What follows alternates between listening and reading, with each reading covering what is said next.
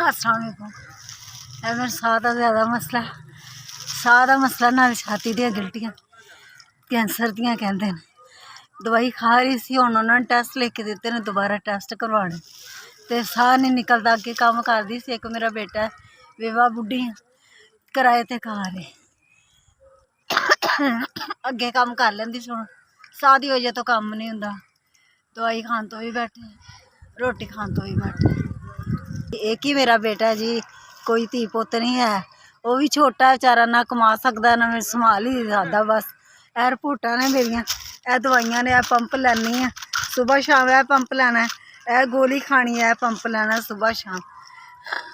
मेरे मियाँ नहीं है जी, कारण वाला कोई नहीं है। अगे मेरी मदद कर दो ताकि अपने टेस्ट करवाने जोगी हो जा, तो फिर दवाई खा ला। मेहरबानी जी जनाब, बहुत बहुत शुक्रिया।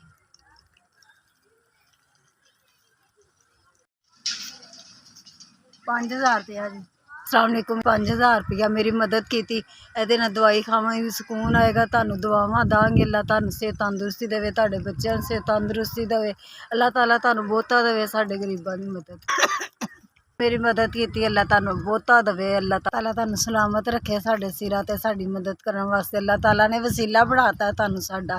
अल्लाह ताला तुहानू बहुता देवे, अल्लाह सेहत तंदुरुस्ती देवे। सही रहो, अल्लाह झोलियां भर भर के बंदो कामयाबी अता फरमाए।